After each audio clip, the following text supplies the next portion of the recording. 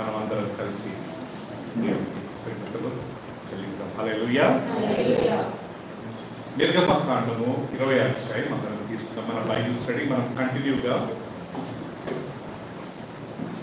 10 commandments కదా, 10 ఆజ్ఞలు మనం ధ్యానిస్తున్నాం కదా ప్రియులారా. నిర్గమకాండము, book of Exodus, second book of the Bible, Genesis, Exodus, chapter 20, 20వ అధ్యాయము. అందరు గమనించండి. 20వ అధ్యాయము 7వ వచనము. నీ దేవుడైన యెహోవా నామమును వ్యర్థముగా నుచ్చరింపకూడదు.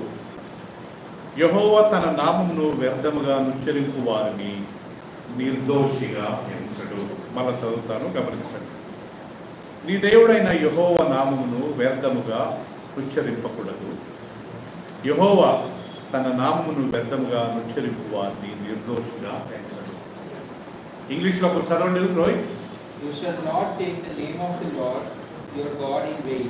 You should not take the name of the Lord your God in vain. For the Lord will not hold him guiltless who takes his name in vain. Okay, God will not count anybody guiltless, those who take his name in vain. ప్రియులారా, పోయిన వారం మనం ఏం నేర్చుకున్నాము అంటే, నన్ను ప్రేమించి నా ఆజ్ఞలను గైకొను వారిని ఎన్ని తరాల వరకు దీవించి కరుణించువాడు ఉన్నాను? 1000 తరాలు కదా. ఇది దేవుని వాక్యం ప్రియులారా. భూమి ఆకాశం గతించును కానీ ఆయన మాటలు మాత్రం ఎన్నటికీ గతించు. ఇక్కడ రాయబడ్డాయి, యాజ్ ఇట్ ఈస్గా నెరవేర్చబడతాయి. దానికన్నా ముందు మనం ఏం నేర్చుకున్నాము? నన్ను ద్వేషించు వారి మీద తండ్రుల దోషమును పిల్లల మీదకి 3 లేకపోతే 4 తరాలకు వరకు పంపుతారు. ఇది ప్రియులారా, అది శాపం కాదని. దేవుడు ఎవరిని శపించేవాడు కాదు. ఎస్, బైబిల్లో ఆదామును శపించినట్టు మనం గమనిస్తాము, అవ్వను శపించినట్టు గమనిస్తాము, సర్పాన్ని శపించినట్టు గమనిస్తాము, భూమిని శపించినట్టు గమనిస్తాము. కానీ దాని తర్వాత దేవుడు శపించినట్టుగా మనం పెద్దగా ఎవరిని గమనిస్తాం. ఇది ఏంటంటే, ఆయన్ను ద్వేషించే వారి మీదకి వారి పాపముల తండ్రుల దోషమును పిల్లల మీదకి పాపం. కానీ ఒక వ్యక్తి తను పాపం చేస్తే, తండ్రి పాపం చేస్తే, తండ్రి యొక్క పాపాన్ని కుమారునికి దేవుడు శిక్ష ఇవ్వడంట. కుమారుడు పాపం చేస్తే కుమారుని పాపమును బట్టి ఆయన శిక్ష తండ్రికి దేవుడు ఇవ్వడంట. ఎవడు చేసిన పాపానికి వాళ్ళే అర్హులు, వాళ్ళే పాత్రులు. అదే సమయంలో ఎవరు మంచి చేస్తే ఆ మంచితనము వారికే వర్తిస్తుంది, కానీ వాళ్ళ తండ్రులకు కానీ వాళ్ళ తల్లులకు కానీ వర్తించదు. సో గుర్తుపెట్టుకోవాలా, ఎవరే కానీ మా మమ్మీ మంచోళ్ళు, మా డాడీ మంచోళ్ళు, వాళ్ళు చేసిన మంచి పని నాకు వస్తుందని చెప్పి మనం దుర్మార్గంగా ప్రవర్తిస్తే అది రాదు కదా ప్రియులారా. పోయినసారి మనం నేర్చుకున్నాం, నరపుత్రుడా యెహెజ్కేలు గ్రంథంలో, ఒక దేశము నాకు విరోధంగా పాపం చేసినట్లయితే నేను ఆ దేశం మీదకి కరువును పంపించి ప్రాణాధారముకు ఆహారం లేకుండా చేస్తాను. ఆ దేశంలో ఈ 3 నీతిమంతులు ఉన్నా. ఎవరు ఆ 3 నీతిమంతులు? నోవా, యోబు, తర్వాత దానియేలు. ఈ 3 ఉన్న వాళ్ళ నీతి చేత వాళ్ళను వాళ్ళే కాపాడుకుంటారు, కానీ వాళ్ళ కుమారులనైనను కాపాడుకోలేదు కదా. మరియమ్మ నీతిగా ఉంటే మరియమ్మ నీతి మరియమ్మకే, వాళ్ళ కుమారునికి రాదు. రోహిత్ నీతిగా ఉంటే రోహిత్ నీతి రోహిత్కే, వాళ్ళ డాడీకి రాదు. నేను పాపం చేస్తే దేవుడు నా కొడుకును శిక్షించడు. నా కొడుకు పాపం చేస్తే దేవుడు నన్ను శిక్షించడు. ఎవరి పాపానికి వాళ్ళే జవాబుదారులు, ఎవరు చేసిన మంచి పనికి వాళ్ళే జవాబు. దేవుడు ఇండివిజువల్గా బ్లెస్ చేస్తాడు. మనకు మంచి ఫ్యామిలీ ఉండడం మంచిదే. మా డాడీ నీతిమంతుడు, మా మమ్మీ మంచిది, అలాంటి ఫ్యామిలీ ఉంటే వాళ్ళ నుంచి మనం నేర్చుకునే కొన్ని అవకాశాలు ఉన్నాయి. అంతేగాని వాళ్ళ మంచితనం మనకు మాత్రము రాదు. కదా. పోయినసారి మనం నేర్చుకున్నాం. మరి ఈరోజు ఏంటయ్యా మనం నేర్చుకునేదంటే, నీ దేవుడైన యెహోవా నామమును వ్యర్థముగా ఉచ్చరించు వారిని నేను నిర్దోషిగా ఎంచను. తీసుకోకూడదు దేవుడి నామాన్ని వ్యర్థంగా ఉచ్చరింపకూడదు. ఊరికిన దేవుడి నామాన్ని ఎక్కడ పడితే అక్కడ, ఏ సందర్భాన్ని పడితే ఆ సందర్భంలో మనము ఉచ్చరింపకూడదు. ఒక స్థలంలో ఏముందంటే ఎల్లప్పుడూ కృతజ్ఞతాస్తులు చెల్లించవచ్చు. నో డౌట్, ఎల్లప్పుడూ ప్రతి విషయంలో కృతజ్ఞతాస్తులు చెల్లించు. కానీ కొన్ని సందర్భాలు ఉన్నాయి, జోకులు చేసినప్పుడు, లేకుంటే దేవుడి కార్యాలు కానప్పుడు. నేను పోయినసారి ఒక మీటింగ్కి వెళ్ళాను ప్రియులరా. ఒక సేవకుడు వచ్చిండు, ఆయన ప్రసంగం చేస్తూ మాట మాటకు హల్లెలూయా హల్లెలూయా హల్లెలూయా, ఎంత అసహ్యంగా అనిపిస్తుందంటే నాకు అక్కడ. ఈయన జోకులు చేస్తున్నాడు, దానికి అందరు కలిసి హల్లెలూయా అని చెప్పాలి. అంటే అందరూ గొర్రెల మాదిరి హల్లెలూయా అని నవ్వుకుంటా, అది దేవుడి నామాన్ని వ్యర్థంగా ఉచ్చరించడం.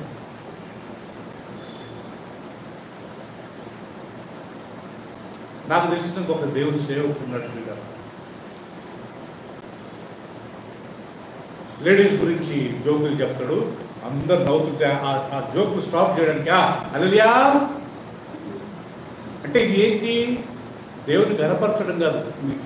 మీ నవ్వు ఆపండి, స్టాప్ అనమాట. ఇది ఫుల్ స్టాప్.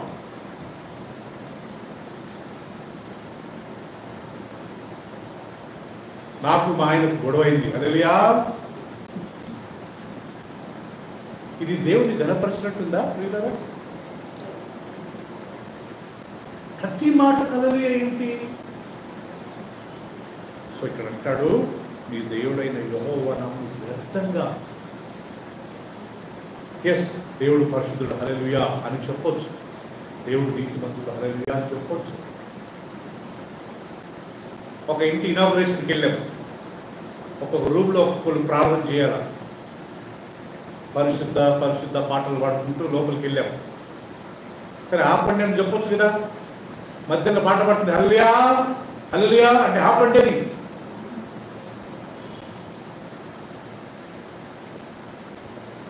సో నాయకులు మంచిగా లేకపోతే గొర్రెలు పాడైపోతాయి. ఈ రోజులలో మనకు చెప్పేటోళ్ళంతా ఎట్టున్నారంటే మన చెవులలో అదేదో చాలా సంగీతం మాదిరి వాక్యం బుద్ధి పంపుతారు. చెప్పేటోళ్ళు సరిగ్గా లేదు, సరిగ్గా ట్రైనింగ్ లేదు, సరిగ్గా వాక్యం చదవరు, ఏది పడితే అది వచ్చి మాట్లాడతారు.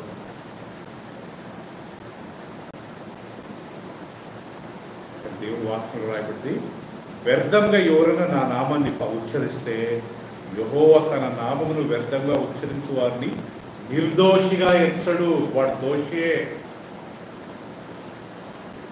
ఊరికి దేవుని నామాన్ని అవమానపరచడం, ఊరికి దేవుని నామాన్ని అక్కడ ఉచ్చరించడం, అక్కడ ఒక కాంటెక్స్ట్, ఒక కనెక్షనే ఉండదు ప్రియులారా. మేము చిన్నప్పుడు వినేవాళ్ళం, షారోన్ మా చర్చి, మేము ఒక చిన్న చర్చికి వెళ్ళేవాళ్ళము. అక్కడ కొంతమంది సాక్ష్యం చెప్తా ఉండేవాళ్ళు. నేను వెళ్తా ఉంటే ఒక గుంతలు పడిపోయినా, కాలు విరిగిపోయింది, హల్లెలూయా.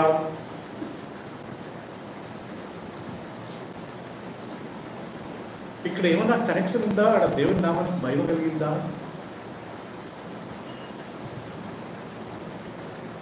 ఊరికనే దేవుని నామాన్ని అవమానపరచవాడు. ఇక్కడ నిజంగా దేవుని నామాన్ని అవమానపరిచినట్టు జోకులు వేసుకుంటూ అందరూ నవ్వుతుంటే హల్లెలూయా చెప్పండి.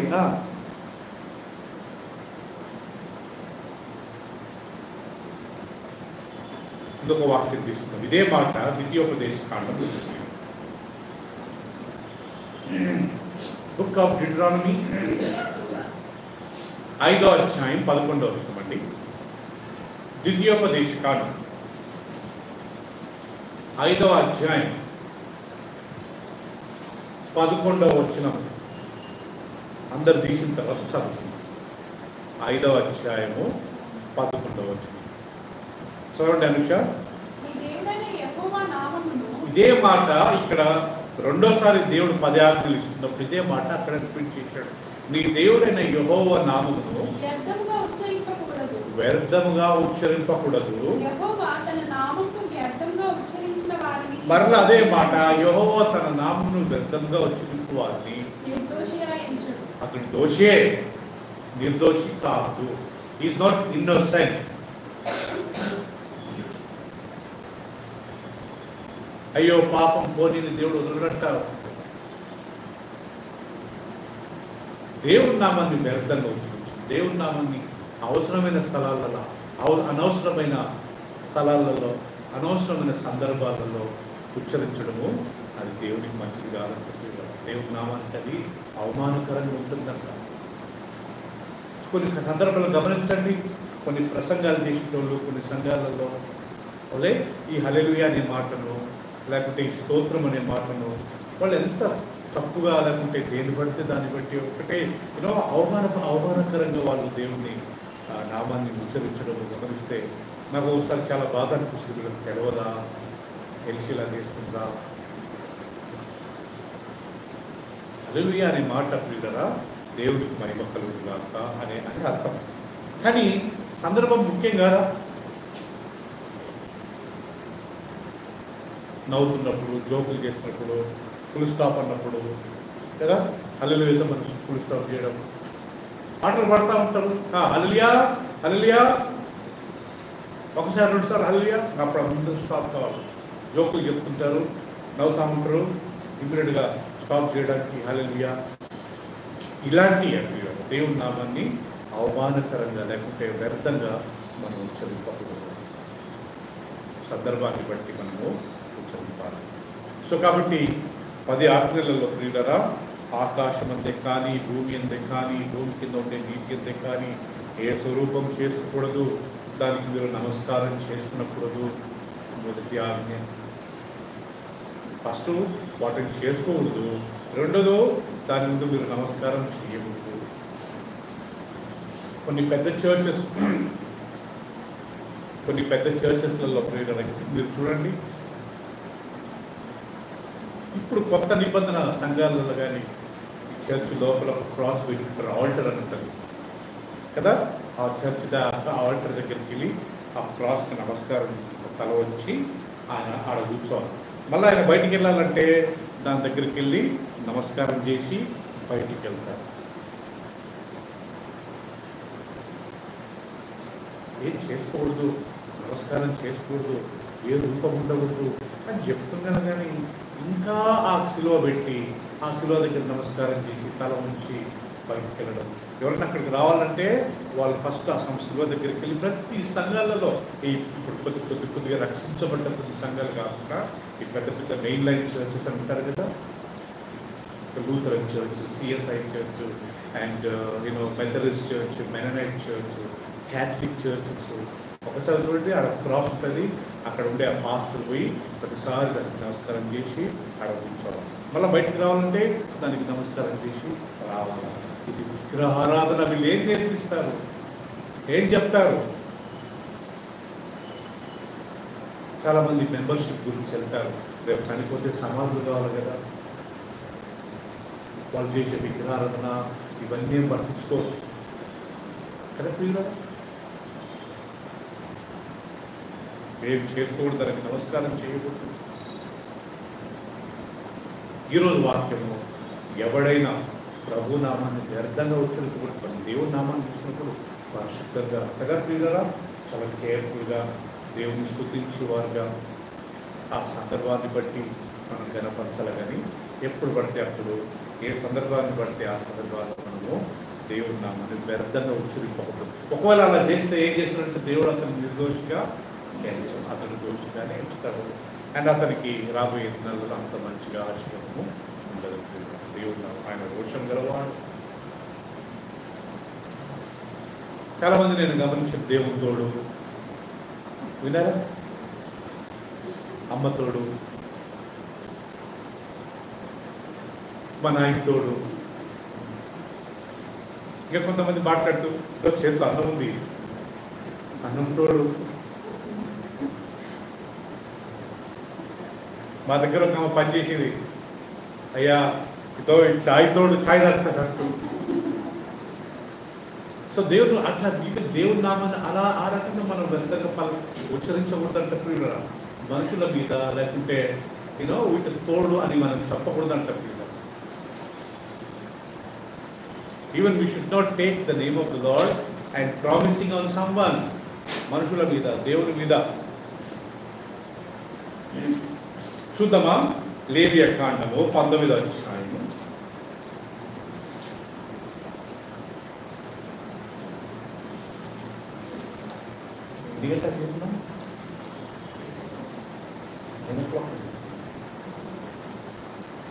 రైట్ చెప్పండి.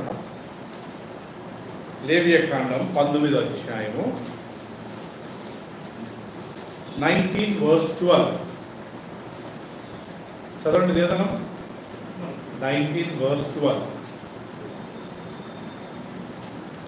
నా నామమును బట్టి అబద్ధ ప్రమాణము చేయకూడదు. నా నామమును బట్టి ఏం చేయకూడదంట? అబద్ధ ప్రమాణము చేయొద్దు. నీ దేవుని నామమును అపవిత్రపరచకూడదు. నీ దేవుని నామాన్ని ఏం పరచకూడదంట? అంటే అబద్ధ ప్రమాణం చేసిన వాళ్ళంతా ఏం చేసినట్టు? దేవుని నామాన్ని అపవిత్రపరిచినట్టు. మరి దేవుడి నామాన్ని అపవిత్రపరిచితే దేవుడు ఊరుకుంటాడా? సిస్టర్ సునీత గారు ఊరుకుంటాడమ్మా? నా నామాన్ని బట్టి అబద్ధ ప్రమాణం అసలు చేయకూడదు. అలా చేస్తే నా నామాన్ని మీరు అపవిత్రపరిచినట్టు. దేవుడు ప్రియులరా, దేవునికి ఉండే చాలా గుణాలలో చాలా అతి పరిశుద్ధ, అతి గొప్ప గుణం ఏంటంట? ఆయన పరిశుద్ధత కదా. దేవుడు జ్ఞానవంతుడు. ఎక్కడే కానీ 3 సార్లు దేవుడు జ్ఞానవంతుడు జ్ఞానవంతుడు జ్ఞానవంతుడు అనేది లేదు. దేవుడు సర్వశక్తి గలవాడు. ఎక్కడైనా 3 సార్లు సర్వశక్తి గలవాడు సర్వశక్తి గలవాడు సర్వశక్తి గలవాడు అని ఉందా? కానీ ఏమనిస్తుంది 3 సార్లు? పరిశుద్ధుడు పరిశుద్ధుడు పరిశుద్ధుడు. అట్లా 2 సార్లు యెషయా గ్రంథంలో ఒకసారి, ప్రకటన గ్రంథంలో ఒకసారి, 3 సార్లు దేవుడి నామాన్ని పరిశుద్ధుడు పరిశుద్ధుడు పరిశుద్ధుడు.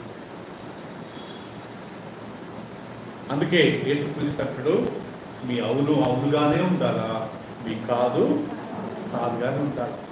మనం సామాన్యంగా అయినంత వరకు ఎవరి మీద ప్రామిస్లు చేయకూడదంట ప్రియుల. ఆ దేవుడి నామాన్ని అబద్ధంగా మనము ఉచ్చరింపకూడదంట, అబద్ధ ప్రమాణం చేయకూడదంట. మనం ఏదైనా సర్టిఫికెట్లో రాసేటప్పుడు, మన డేట్ ఆఫ్ బర్త్ లేకపోతే ఏదైనా చేస్తున్నప్పుడు ప్రియులరా, మనం ఉన్నట్టు రాయాలి. కానీ అబద్ధంగా రాసి దేవుడి నామాన్ని మనం అబద్ధం చెప్పడమే పాపము.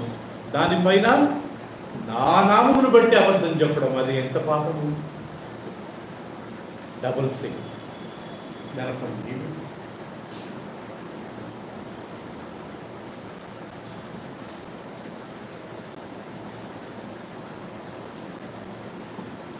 సో ప్రియులరా, అబద్ధం చెప్పడమే పాపం కదా. దాన్ని బట్టి నా నామమును బట్టి మీరు అబద్ధం చెప్పడము, మీరు దేవుని నామాన్ని అపవిత్రపరిచినట్టు.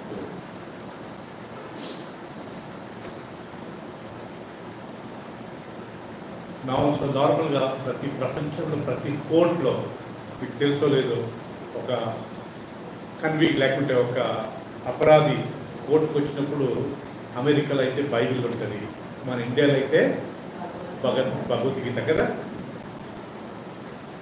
భగవద్గీత మీద చేయబెట్టి నేను చెప్పేదంతా సత్యమే, సత్యం కాకుండా అబద్ధం నేను చెప్పను. అమెరికాలో అయితే ఇంగ్లీష్, క్రిస్టియన్ కంట్రీస్లో అయితే బైబిల్, ముస్లిం కంట్రీస్లో అయితే ఖురాన్ మీద చేయబెట్టి నేను ఏం చెప్తున్నాను అంటే, ఇంకొక మాట చెప్పాలంటే సామాన్యంగా దేవుడి నామాన్ని వ్యర్థంగా ఉచ్చరింపకూడదు, దేవుడి నామాన్ని అబద్ధంగా ప్రమాణం చేయకూడదు. ఒకవేళ మనం ఏదైనా చెప్తే ఏ రకం ఉండాలంటది? సత్యాన్నే పలకాలి. యేసుక్రీస్తు ఒక మాట చూద్దామా? మత్తయి సువార్త 5వ అధ్యాయం.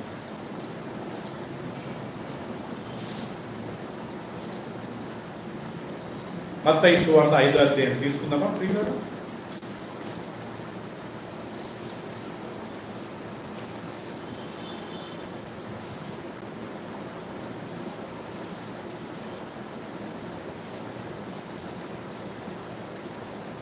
అందరు గమనించండి, నేను చదువుతాను 33వ వచనం నుంచి. మరియు నీవు ప్రమాణం చేయక నీ ప్రమాణములను ప్రభువునకు చెల్లింపవలెను. పూర్వీకులతో చెప్పబడిన మాట మీరు విన్నారు కదా. నేను మీకు చెప్పున్నదేమనగా, ఎంత మాత్రము ఒట్టు పెట్టుకునవద్దు, ఆకాశము తోడని అనవద్దు, అది దేవుని సింహాసనం. భూమి తోడని అనవద్దు, అది ఆయన పాదపీఠము. యెరూషలేము తోడని అనవద్దు, అది మహారాజు పట్టణము. నీ తల తోడని ఒట్టు పెట్టుకునవద్దు, నీవు ఒక వెంట్రుకనైనను తెలుపుగా కానీ నలుపుగా కానీ చేయలేవు. మీ మాట అవునంటే అవును, కాదంటే కాదు అని ఉండవలది.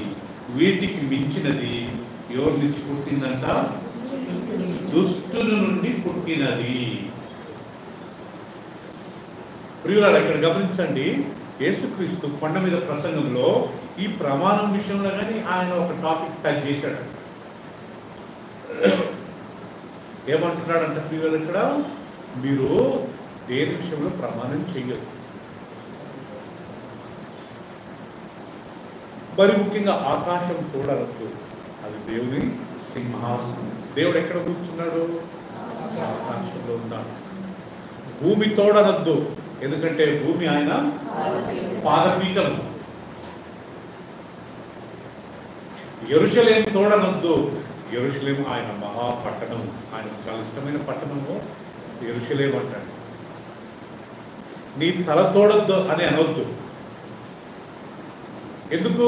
నీ తలను, నీ తల ఎంటుకలను నువ్వు ఒక్క ఎంటుకన్నా తెలుపు చేయలేవు, ఒక్క ఎంటుకైనా నలుపు చేయలేవు. నలుపు చేసుకోవచ్చు కలర్లు కొట్టుకొని కదా, కానీ మన సొంతంగా అంటూ మనము దాన్ని చేయలేము కదా ప్రియులారా. సో చాలాసార్లు మేము చిన్నగా ఉన్నప్పుడు అనుకునేవాడు, అమ్మతోడు, నా తలతోడు, ఓకే, ఇక్కడ పెట్టుకునేవాడు. Promise, god promise, mother promise. అబద్ధాలు చెప్పుకుంటూ మళ్ళీ మదర్ ప్రామిస్, ఫాదర్ ప్రామిస్. సామాన్యంగా ప్రియులారా, promise uncle, promise aunty, promise mummy, promise daddy. మనం ఈ ప్రామిస్ అనే మాట సామాన్యంగా ఎత్తకూడదండి. సారీ మా, నేను రాలేకపోయాను, అబద్ధం చెప్తున్నాను. కాదమ్మా, నిజం చెప్తున్నా అంతే. ప్రామిస్ అన్నాం అనుకోండి, వాళ్ళు అబద్ధం చెప్తున్నట్టే. ప్రామిస్ అన్న వాళ్ళంతా అబద్ధం చెప్తున్నట్టే. సామాన్యంగా ఎవరు ఆకాశంతో అనర్లేదు కదా, ఎవరు సామాన్యంగా భూమి. కానీ ఇక్కడ యేసుప్రభువు అంటాడు, మేబీ ఆ ఫ్యూచర్లో ఆ అవకాశం వస్తే అనొచ్చేమో ఆకాశంతోడని. సో అందుకే బైబిల్ ఏముందంటే, మీ అవును అవునుగా ఉండాలా, మీ కాదు let your yes be yes, no be no. దానికంటే ఎక్స్ట్రా మాట్లాడినాం అనుకోండి, ఎక్కడి నుంచి వచ్చిందంట? దుష్టుడు, సాతాను నుండి పుట్టింది. అందుకే ప్రియులను మనం మాట్లాడేటప్పుడు ఎంత కేర్ఫుల్గా ఉండాలంటే వాస్తవాన్ని మాట్లాడాలి. తిప్పి లేనిపోతే మనం చూడకూడదు. ఇంకొక వాక్యం తీసుకుందామా? మత్తయి సువార్త, యాకోబు పత్రిక అండి, యాకోబు పత్రిక 5వ అధ్యాయం, బుక్ ఆఫ్ జేమ్స్.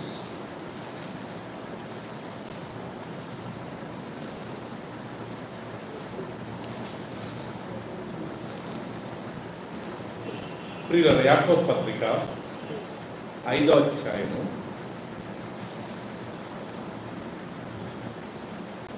12వ వచనం చదువుతున్నామండి.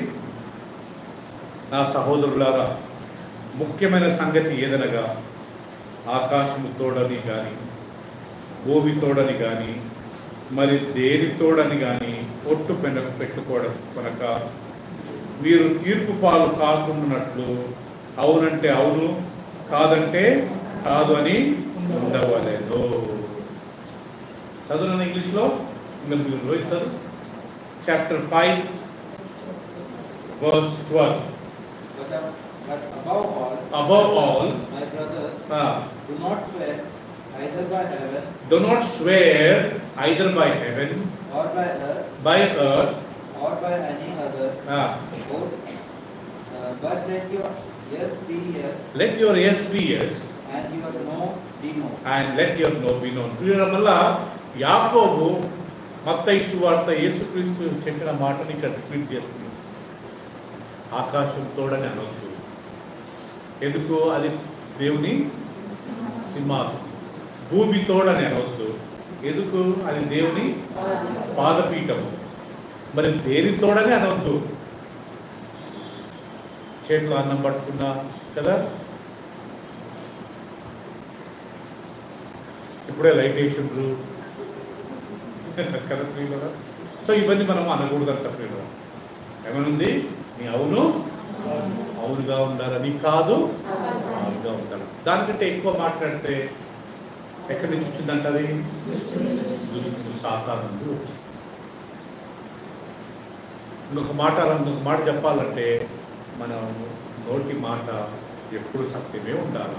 మనం ఇన్ని రోజుల వరకు ఒకవేళ మనం అబద్ధాన్ని చెప్పో లేకపోతే ఉన్నది లేనట్టు ప్రియులరా, ఈవెన్ ఉన్నది లేనట్టు లేదు.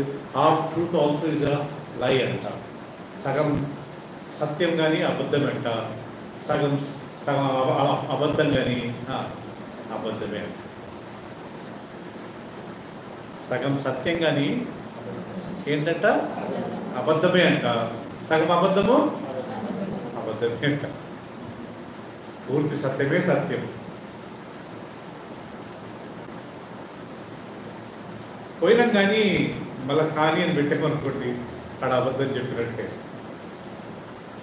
కదా ప్రతాప్. యాకోబు పత్రికలు అంటాడండి, ఒకడు తన నోటి మాటలు ఎప్పుడైతే పర్ఫెక్ట్ ఉంటాడో అతన్ని మించిన వ్యక్తి ఈ లోకంలో ఉంటాడు. ఎస్ గానే ఉంటారా? అక్కడే మనం కఠినంగా రఫ్గా మాట్లాడడం కాదు ఇక్కడ కదా ప్రియురా. యథార్థంగా ఉండడం అంటే ముఖం మీద పట్టుకొని తిట్టడం అనడం కాదు ప్రియుడు. నాకు తెలిసిన ఒక బ్రదర్ ఉండేవారండి. ఆయన పెద్ద మనుషులను పట్టుకుని, నీకు బుద్ధి ఉందా, నీకు వయసు పెరిగింది, బుద్ధి పెరగలేదు. ఆయనకు కొంతమంది స్నేహితులు ఉండేవారు, ఆయనను రెచ్చగొట్టేవారు. అన్నా ఏ యథార్థంగా మాట్లాడతావు అన్నా, రెచ్చిపోయేవాడు ఫుల్ బ్రదర్ ఇబ్బంది గారు. చాలా యథార్థంగా మాట్లాడతారన్నా అంటున్నారు. రెచ్చిపోయి ఎవరిని పడితే వాళ్ళు, నీకు బుద్ధి ఉందా, తెలియదు, వయసు పెరిగింది, నీకు వయసు బుద్ధి పెరగలేదు. ఒక స్టేజ్లో ఆ ఊరు కూడా ఆయనతో మాట్లాడేవారు కాదు. అందరు బైకాట్ చేశారు. తెలియలేదు, జ్ఞానం ఒక్క మాట్లాడతారు. మన అవునుగా ఉండాలా అక్కని ప్రేమపూర్వకంగా చెప్పాలి, అంతే కదా. మన కాదుగానే ఉండాలా, ప్రేమపూర్వకంగా. లేదండి మేము తినమండి, లేదండి మేము చెయ్యమండి, లేదండి మేము రామండి, లేదండి మేము ఇవ్వమండి, లేదండి మా దగ్గర లేదండి. ఉన్నదే చెప్పాలి. ఎలా చెప్పాలా? ప్రేమ. కఠినంగా ఇచ్చి, కఠినంగా మాట్లాడి, లేకుంటే చాలా స్ట్రైట్ ఫార్వర్డ్ తిట్టి వాళ్ళు మనం హర్ట్ చేయకూడదు.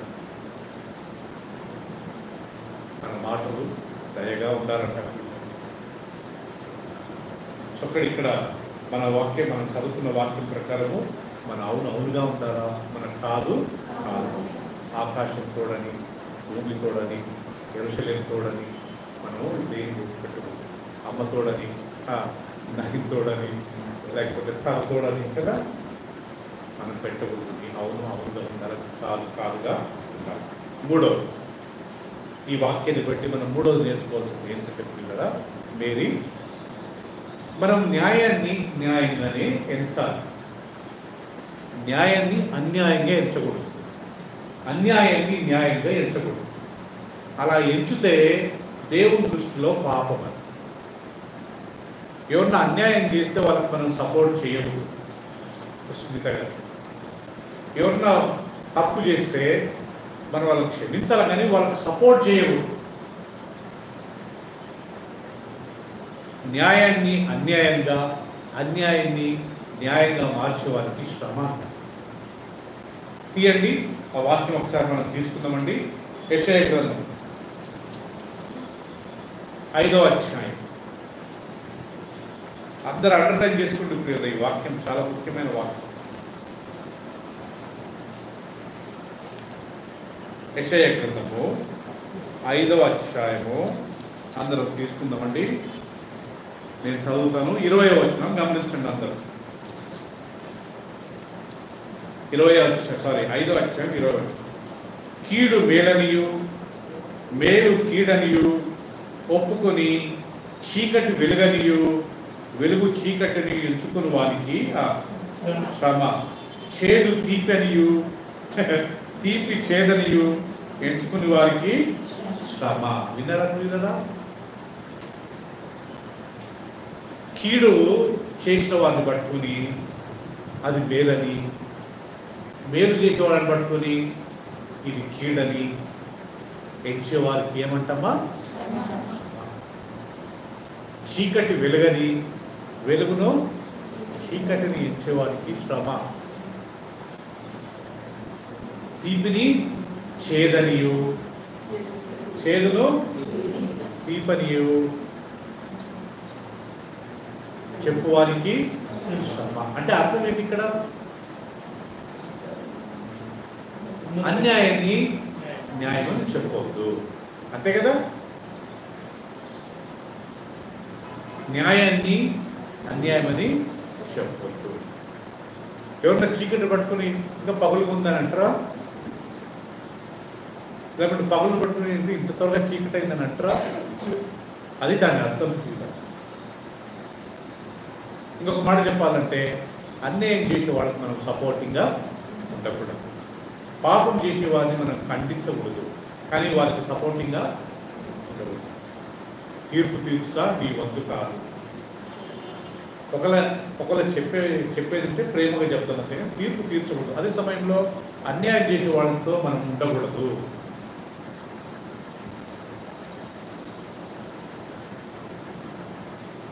న్యాయం చేసే వాళ్ళను మనము అన్యాయస్తులని చెప్పి వాళ్ళని మనం బైకాట్ చేయకూడదు. అలా చేస్తే అలాంటి వాళ్ళు. పోయిసారి మనం నేర్చుకున్నాం సామ్యూయల్ ఎంత మంచోడండి. 8వ అధ్యాయంలో ఆయన పేరు ఎంతో శ్రేష్టంగా ఉండేదంట. కానీ ఆయన కుమారులు ఏం చేసేవారంట? లంచం తీసుకొని న్యాయాన్ని అన్యాయంగా మార్చారంట. సామ్యూయల్ గ్రంథము 1 శామ్యూయల్ చాప్టర్ 8. తండ్రి మంచోడు కానీ పిల్లలు ఇలా పుట్టారండి.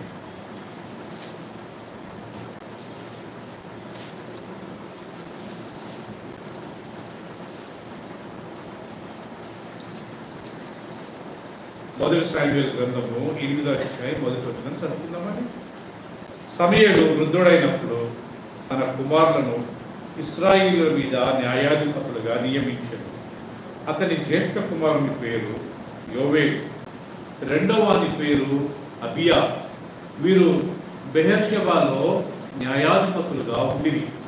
అతని కుమారులు అతని ప్రవర్తనను అనుసరింపక ధనాపేక్షకులై లంచమును పుచ్చుకొని న్యాయమును త్రిప్పివేయగా ఇశ్రాయేళ్ల పెద్దలందరూ కూడి రామాలో సమూయేలు వద్దకు వచ్చి, చిత్తగించుము, నీ వృద్ధుడవు, నీ కుమారులు నీ ప్రవర్తన వంటి ప్రవర్తన గలవారు కారు గనుక సకల జనుల మర్యాద చొప్పున మాకు ఒక రాజును నియమింపుము, అతడు మాకు న్యాయము తీర్చుంది అతనితో అనేది.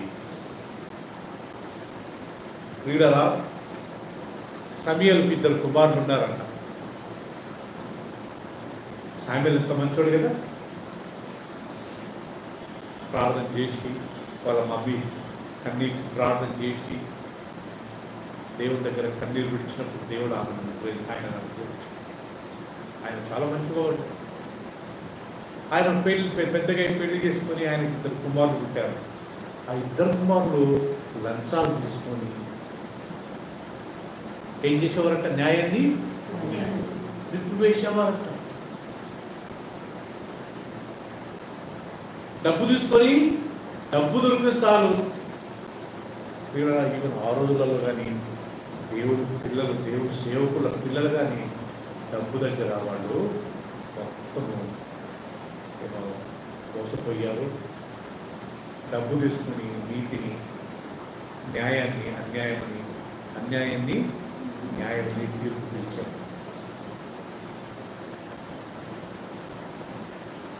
అప్పుడు అందరూ వచ్చి సమూయేలు దగ్గరికి, అయ్యా నువ్వు మంచోడవే కానీ నీ కుమారులు చాలా చెడ్డవారయ్యా.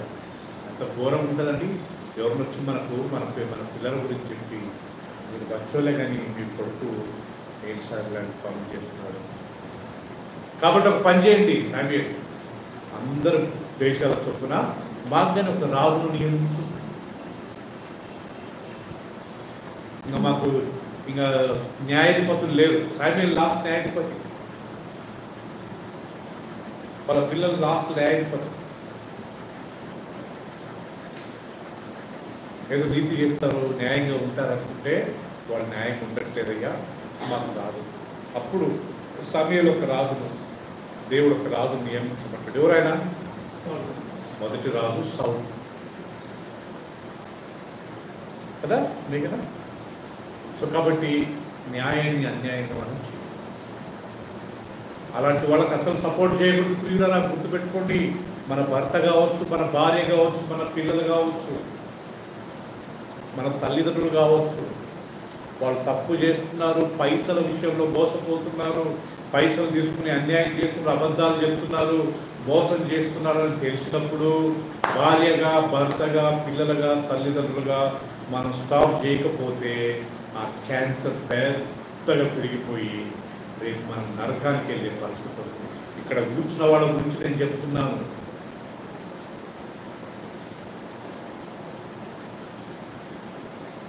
డబ్బు లేకపోతే పర్లే, వచ్చిన దాంట్లోనే మనం కష్టపడతాము, వచ్చిన దాంట్లోనే మేనేజ్ చేద్దాము.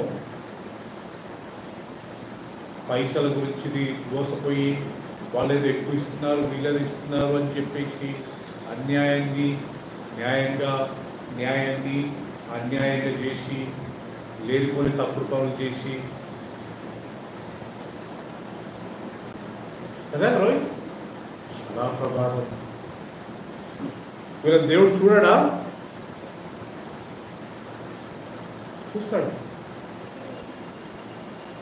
అందుకే యేసుక్రీస్తు ఒక మాట అంటాడు, మనుష్య కుమారుడు యేసుక్రీస్తు తిరిగి వచ్చినప్పుడు భూమి మీద నిజమైన విశ్వాసం కలుగునునా? Question mark.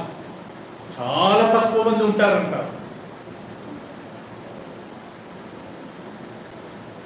చాలా చాలా తక్కువ మంది ఉంటారంట. పిలువబడ్డవారు అనేకులు, ఏర్పరచుకోబడ్డవారు కొందరే.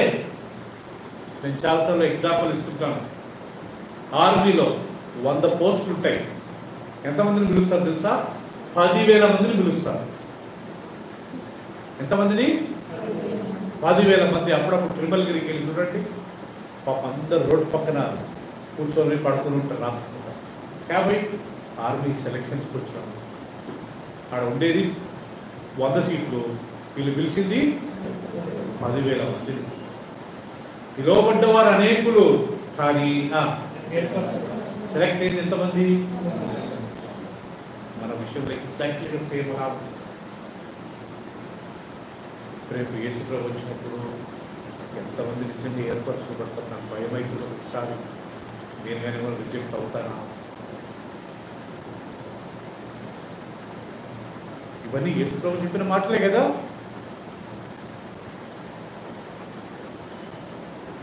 ఊరికే ఆశీర్వాదిస్తాడు, ఉద్ధరణ చేస్తాడు, ఇవి ఒక్కడే చెప్పాడు యేసుక్రీస్తు, ఇవన్నీ చెప్పలేదా? విశాలమైన మార్గము, అనేకులు వెళ్తారంట. దాంట్లో తాగొచ్చు, అబద్ధాలు చెప్పొచ్చు, మోసాలు చేయొచ్చు, లంచాలు తీసుకోవచ్చు, లంచాలు ఇవ్వచ్చు, ఉన్నది లేనట్టుగా చెప్పుకోవచ్చు, లేనిది ఉన్నట్టుగా చెప్పుకోవచ్చు, మోసాలు చేయవచ్చు, చెడ్డ మాటలు తిట్టవచ్చు. చాలా పెద్ద మార్గం. ఆచారాలు చేయొచ్చు కదా. మరేమో చాలా మంది వెళ్తారంట. కానీ ఇరుకు మార్గంలో ఎంతమంది వెళ్తారంట? కొందరే. కొందరే వెళ్తారంటండి ఆ ఇరుకు మార్గంలో. ఆ ఇరుకు మార్గంలో మనం ఉండాలని అనుకోవాలి. ఆమేన్. ఇట్టటి చెప్పాలి ఆమేన్ అంటే.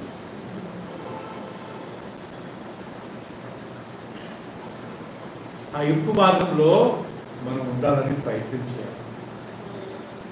పోయినసారి మనం నేర్చుకున్నాము, అనేక శ్రమలు సహించి మనం దేవుడి రాజ్యంలో ప్రవేశించే వారుగా ఉన్నామంట. అంత ఈజీ కాదు. యథార్థం ఉండాలి.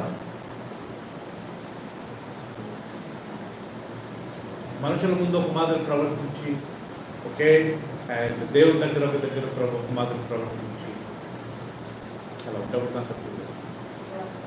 ప్రేమగా, యథార్థంగా, నీ అవును అవునుగా ఉండాలా, కాదు కాదుగా ఉండాలా.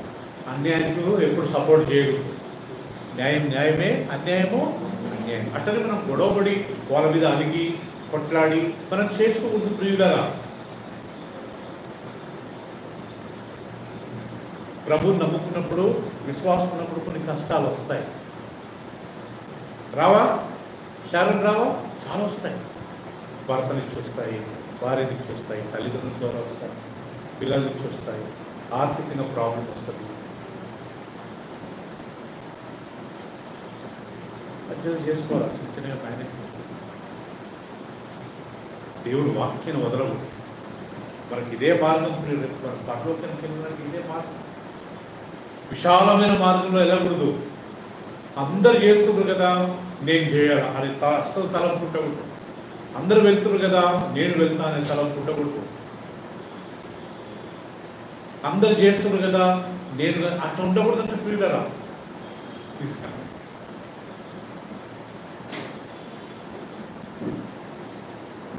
మీ అవును అవునుగా ఉండాలా, మీ కాదు కాదుగా ఉండాలా. రెండోది, నీతిని నీతిగానే ఎంచాలా, అన్యాయాన్ని అన్యాయంగానే ఎంచాలా. చీకటిని వెలుగుగా, వెలుగును చీకటిగా మనము చూడదు. తీపిని చేదుగా, చేదును. మనం ఇంత చక్కగా వాక్యం ఉంది. ఇంకొక వాక్యం తీసుకుందామండి. సామెతల గ్రంథం, బుక్ ఆఫ్ ప్రావర్బ్స్, 17వ అధ్యాయం, బుక్ ఆఫ్ ప్రావర్బ్స్, చాప్టర్ 17.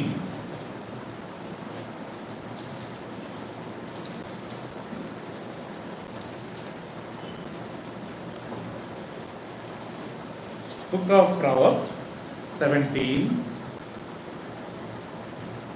15వ వచనం అండి. 15. దుష్టులు నిర్దోషులని తీర్పు తీర్చువాడు, నీతిమంతులను దోషులను తీర్పు తీర్చువాడు, వీరిద్దరు యెహోవాకు హేయులు. దుష్టులను నీతిమంతులను తీర్పు తీర్చి, నీతిమంతులను దుష్టులను తీర్పు తీర్చి, వీళ్ళిద్దరూ దేవుడి దృష్టికి హేయులు. అసహ్యం అనే మాట కంటే హేయం అనే మాట ఇంకా చాలా దూరం. English చదవన్నానా? He who justifies the weak. He who justifies the weak. Veila. Weak. Weak. W-A-C-K. Weak. Wicked. Okay. He who justifies the wicked. And he who condemns the righteous. And he who condemns the righteous. Both alike an abomination to the Lord. Both are abomination to the Lord. నిర్దోషులను దుష్టులని ఎంచేవారు, దుష్టులను నీతిమంతులని ఎంచేవారు, వీళ్ళిద్దరు దేవుడి దృష్టికి ఎవరంట? అసహ్యులు అనే మాట కంటే హేయులు చాలా దూరం కదా ప్రియులరా. ఎవరైనా మంచి బట్టలు వేసుకోలేదు, మంచి స్మెల్, వాళ్ళ దగ్గర మంచి స్మెల్ రావట్లేదు, కొద్దిగా అసహించుకుంటాం. మరి ఇంకా ఘోరంగా కొన్ని ఉంటాయి, అవి ఇంకా అసలు చూడలేము, హేయము. సో దేవుడి దృష్టికి నీతిమంతులను ఒకే వీడు దుష్టుడు అని ఎంచేవాడు, దుష్టులను చాలా చెడ్డ పనులు చేస్తుంటారు, కానీ మనం వాళ్ళకి మంచి సర్టిఫికెట్ ఇస్తాం. ఈ మంచి సర్టిఫికెట్ ఇచ్చడం అంతా అదే నేచర్ ఉన్నవాడు అన్నమాట. అంతే కదా. ఒకటి పాపాన్ని మనం సమర్థిస్తున్నామంటే మనం కానీ అభిప్రాయం ఉన్నట్టే కదా.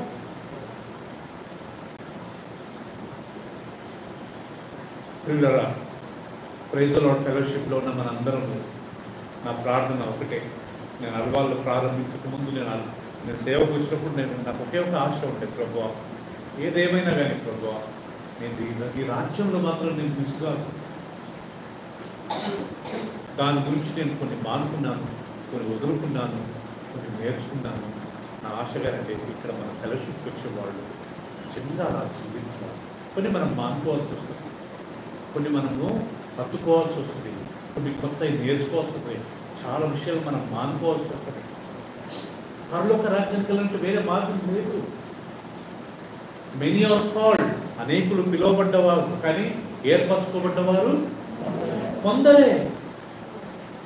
రేపు పరలోకానికి వెళ్ళే వాళ్ళలో మన ప్రైజ్ లార్డ్ ఫెలోషిప్లో నా ప్రార్థన, దిస్ ఇస్ మై విష్, ప్రతి ఒక్కళ్ళు ఉండాలి. ఆమేన్. ప్రతి ఒక్కళ్ళు ఉండాలి. మనం ఏదో అందరు చర్చల మాదిరి వచ్చాము, అటెండెన్స్ ఇచ్చాము, పోయి అట్లా ఉండకూడదు. ప్రియుడా, నిజంగా వస్తే హృదయపూర్వకంగా దేవుడు వాక్యాన్ని వినాలి. వాక్యం ద్వారా మనం దేవుడు ఖండించినప్పుడు యాక్సెప్ట్ చేయాలి. You have to receive this. నా మంచి గురించి దేవుడు చెప్తున్నాడు, నేను ఎవరిని మనసులో పెట్టుకొని చెప్పాను. మనం కొన్ని యూట్యూబ్ మెసేజెస్లో 22,000 మంది 30,000 మంది వాక్యాల కింద మెసేజెస్ ఉన్నాయి. ప్రియులారా, జస్ట్ ఇది ప్రపంచంలో దేవుని వాక్యం, ఇట్స్ యూనివర్సల్. విశ్వంలో ఉండే ప్రతి మానవునికి ఈ వాక్యం వర్తిస్తుంది. నీతిమంతులను అన్యాయస్తులను మనం ఎంచకూడదు. అన్యాయం చేసిన వాళ్ళని పట్టుకుని ఈయన చాలా మంచోడు, నీతిమంతులను ఎంచకూడదు. ఇలా చేసేవాళ్ళు అంటే మన జడ్జిమెంట్ చాలా కరెక్ట్ ఉండాలా. అన్యాయం చేసిన వాళ్ళకి మనం సపోర్ట్గా ఉండకూడదు. నీతిగా ఉండి, న్యాయం ఉండి, నిజంగా దేవుడి కొరకు జీవించాలనుకుంటే న్యాయం ఉంటే వాళ్ళకి మనం సపోర్ట్గా ఉండాలా. వాళ్ళతో మనం సావాసం చేయాలా, వాళ్ళతో మనం టైం స్పెండ్ చేయాలా.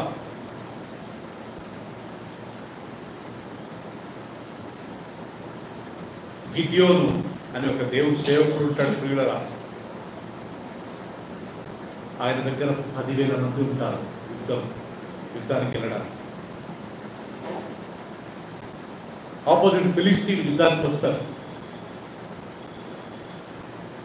రైట్, గిద్యోన్ యుద్ధానికి వెళ్ళక ముందు ఈ 10,000 మంది చాలా ఎక్కువ మంది బాబు, ఒక పని చేయి, వీళ్ళకి టెస్ట్ పెట్టు.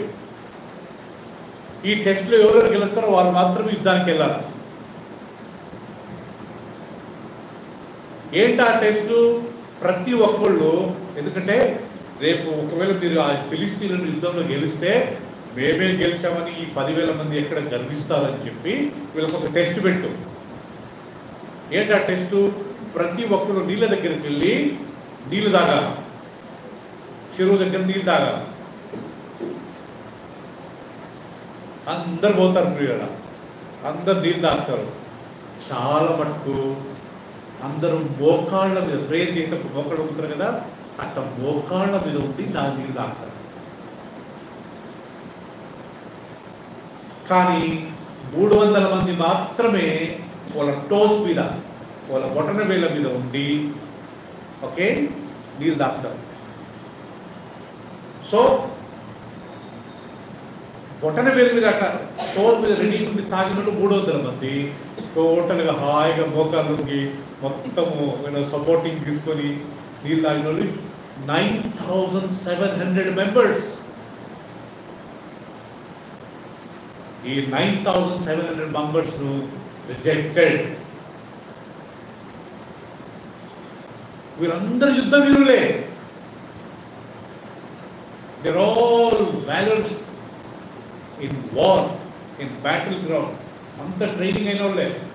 కానీ ఇక్కడ పాయింట్ ఏంటి తెలుసా కదా, ఎమర్జెన్సీలో ఆ యుద్ధంలో నువ్వు మోకాళ్ళకి చిన్నగా దాగేటప్పుడు వాడు వచ్చి నిన్ను చంపేస్తాడు.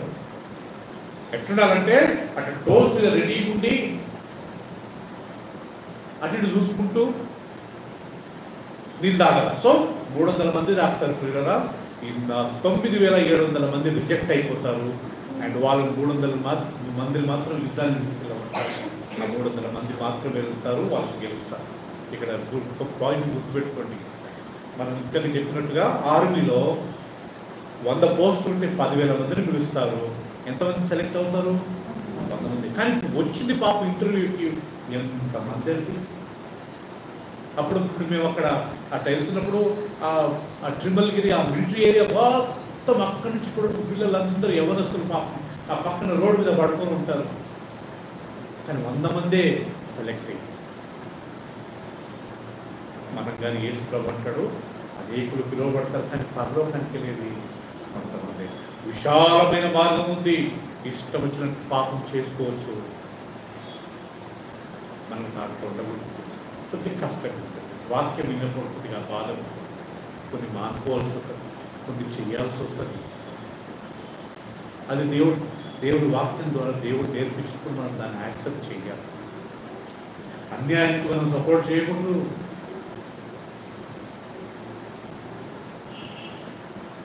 నీతిమంతులను దుర్మార్గులను అనకూడదు.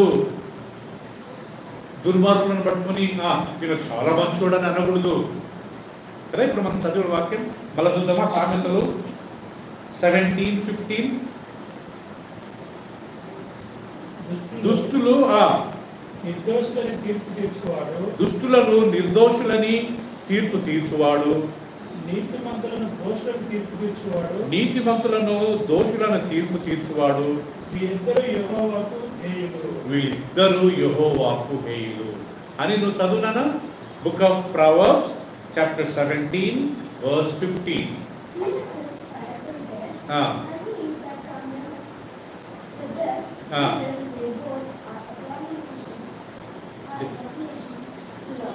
They both are abomination to not God hates them. Abomination చాలా హేయము కదా. మేరీ నీతిమంతులుగానే ఎంచాల, వాళ్ళకి సపోర్టింగ్ ఉండాలా. వాళ్ళు బీదోలైనా పర్వాలేదు, వాళ్ళ దగ్గర డబ్బు లేకుండా పర్వాలేదు, వాళ్ళ దగ్గర ఏం లేకుండా పర్వాలేదు, కానీ వాళ్ళు నీతి అబద్ధాలు ఆడరు, మోసం చేయరు. కానీ కొంతమంది ఉన్నారు పిల్లరా, వాళ్ళ అబద్ధాలు మోసం చేసుకుంటుంటారు. వాళ్ళకు మనం సపోర్టింగ్ ఉండకూడదు. అట్టని వాళ్ళని గొడవబడి వాళ్ళతో మనం అట్టని కాదు, వాళ్ళతో మనం సపోర్టింగ్ ఉండకూడదు.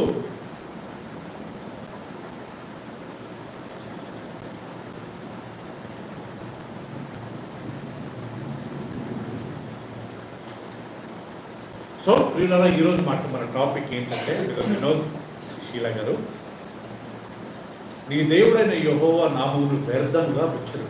Don't take 10 commandments. ఒక కమాండ్మెంట్ ఏంటంటే, don't take the name of the lord in vain. వేస్ట్గా, అనవసరంగా దేవుని నామాన్ని వ్యర్థంగా ఉచ్చరింపకూడదు. అంటే ఎప్పుడు ఉచ్చరిస్తారు వ్యర్థంగా? ఇందాక మనం చెప్పినాం కదా, ఊరికినే హల్లెలూయా హల్లెలూయా హల్లెలూయా అని ఊరికినే.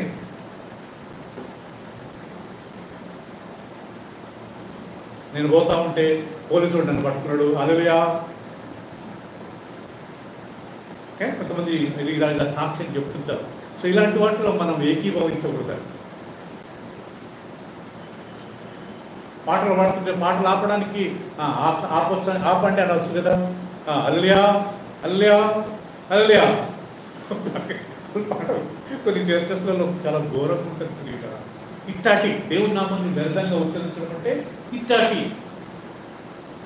దేవుడు పరిశుద్ధుడు, హల్లెలూయా అక్కడి వాటిని అనొచ్చు. ఆయన పరిశుద్ధుడే కదా ప్రియులు, ఆయన నీతిమంతుడు, హల్లెలూయా. మీ అవును అవునుగా ఉండాలా, మీ కాదు. Let your yes be yes, no be no. Don't tell lies, don't promise. ఆకాశం తోడని అనొద్దు, అది ఆకాశం దేవుని సింహాసనము. భూమి తోడని అనొద్దు, అది దేవుని పాదపీఠము. యెరూషలేము తోడని అనొద్దు, అది ఆయన పరిశుద్ధ పట్టణము. నీ తల తోడని అనొద్దు. మనం మత్తయిలో చదువుకున్నాం, నీ తల తోడని అనొద్దు. ఎందుకంటే నీ తలలో ఉండే ఇంటికి నువ్వు ఒక్కటైనా తెల్లగా చేసుకోలేవు, ఒక్కటైనా నల్లగా చేసుకోలేవు. నీ అవును అవునుగా ఉండాలా, నీ కాదు. Don't add anything. Last and finally I want to conclude with one verse అండి. ప్రకటన గ్రంథం, book of revelation chapter 22, last వచనం ప్రియులారా.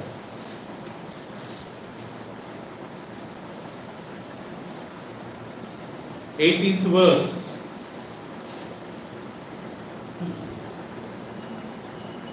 ఈ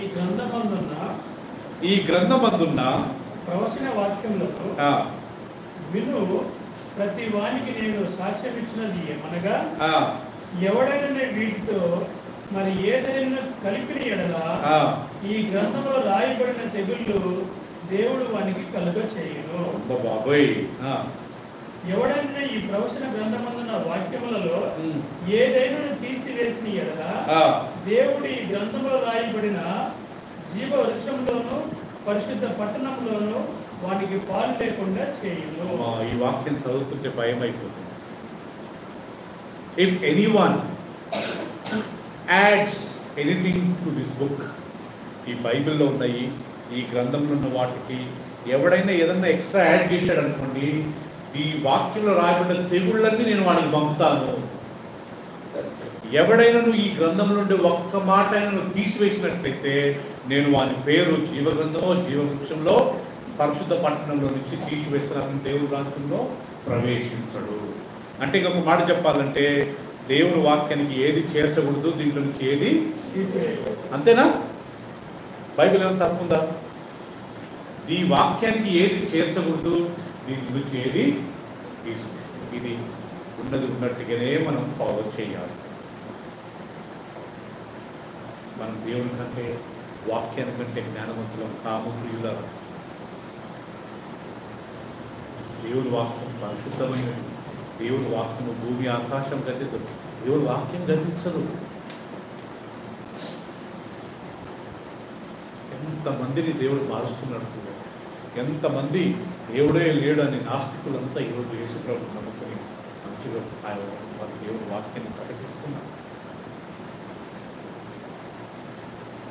నీతిని అన్యాయమని, అన్యాయాన్ని న్యాయమని పెంచేవారితో మనం ఉండకూడదు. అది దేవుని అసహ్యము.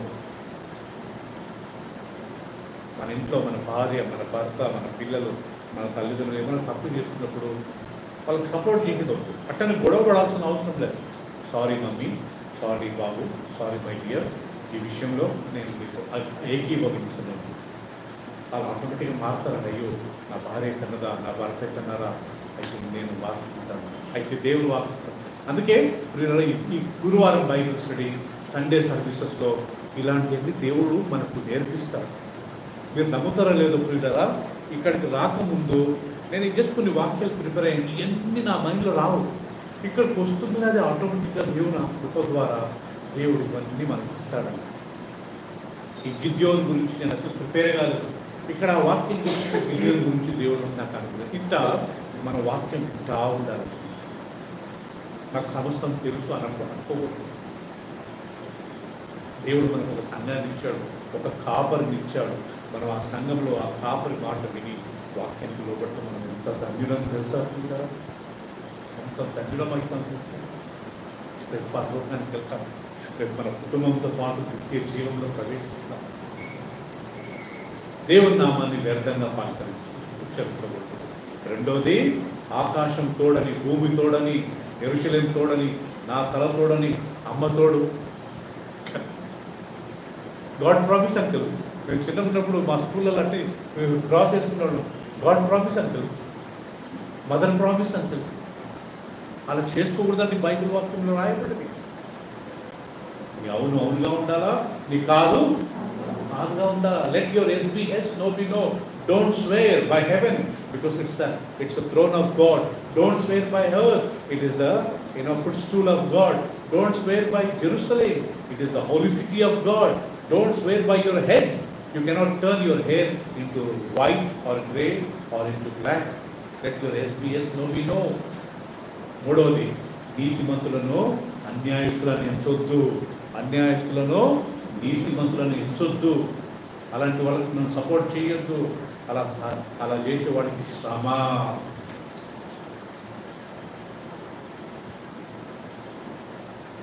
ఆమేన్. దేవుడు చిన్న వాక్యం దీవించుగాక. వచ్చే వారము ఇదే 10 కమాండ్మెంట్స్ వి విల్ కంటిన్యూ అండి. ఈ విషయాలలో మనం చాలా నేర్చుకోగలుగుతాం ప్రియులారా. God willing we come on next Thursday. పరిశుద్ధుడైన మా తండ్రి,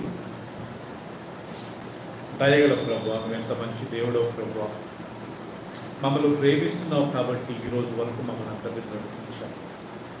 మా అందరికీ మంచి ఆరోగ్యాన్ని ఇచ్చావు. థ్యాంక్ యూ ప్రభువా. మాకు కుటుంబాన్ని ఇచ్చావు, తల్లిదండ్రులు ఇచ్చినావు, థ్యాంక్స్ అయ్యా.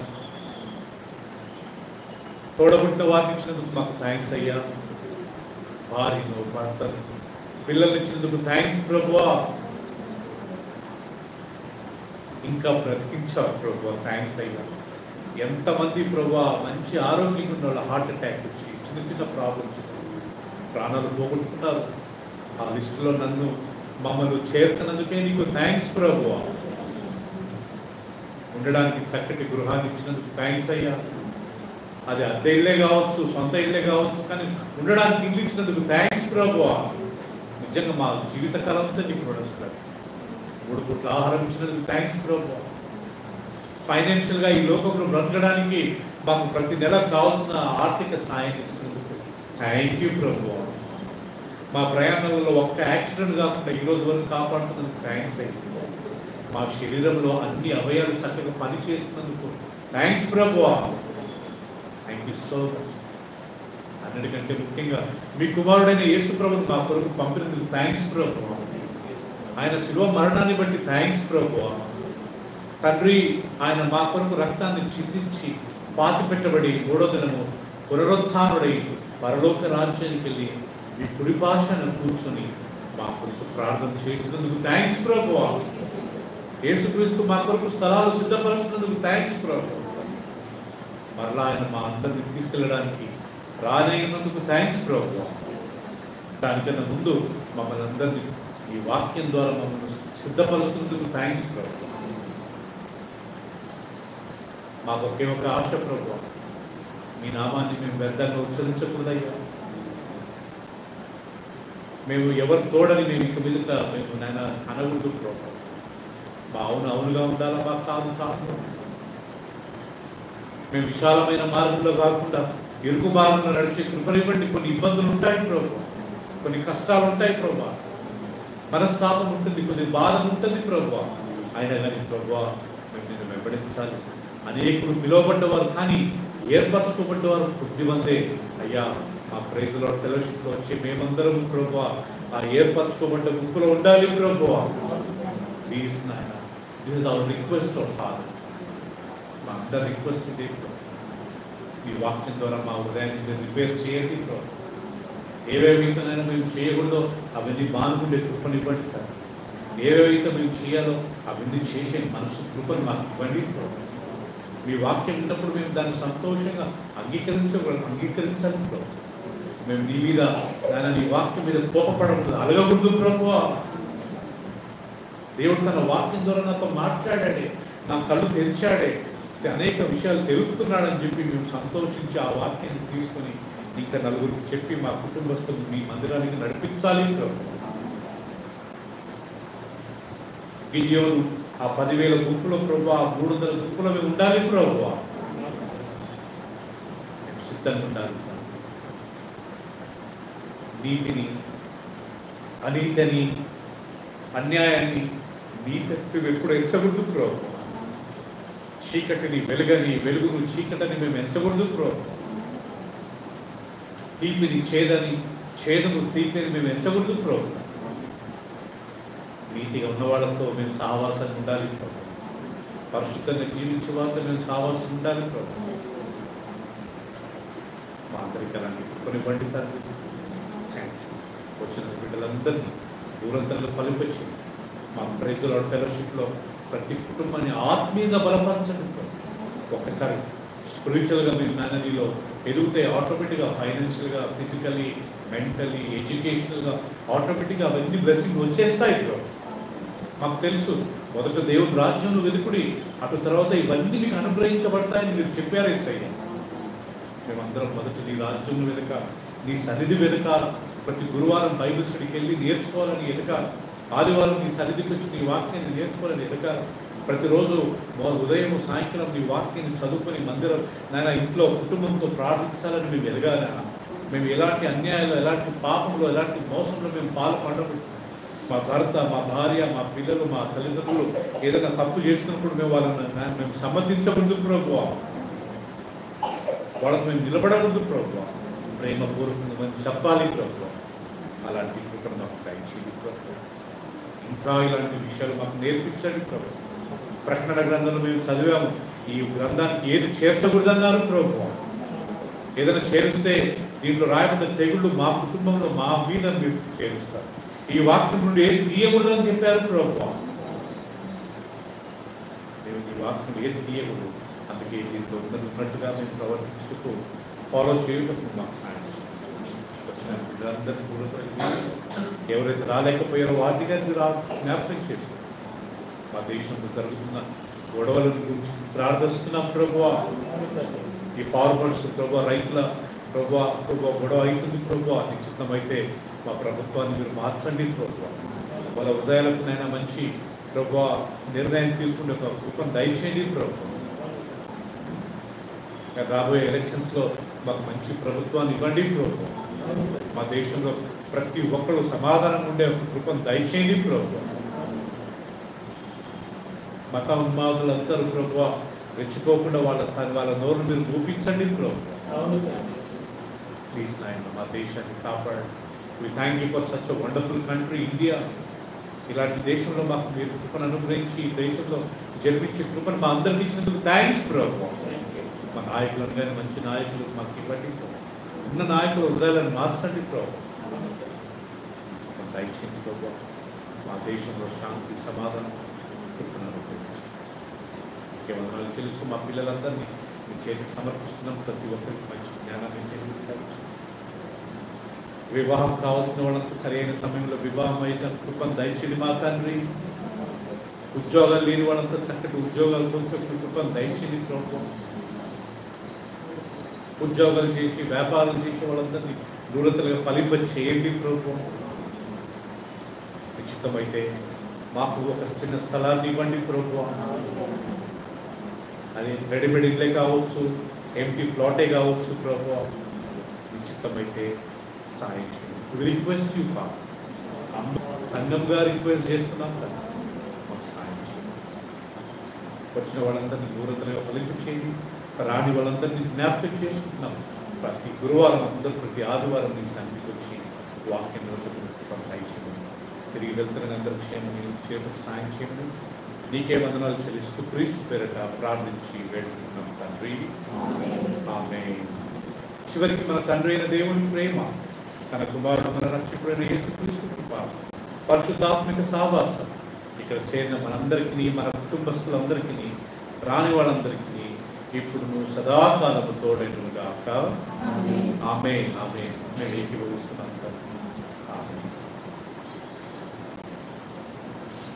అందరికీ praise the lord.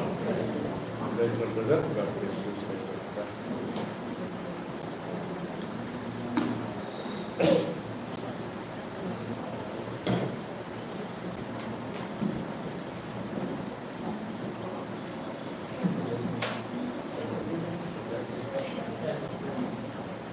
Praise the lord brother.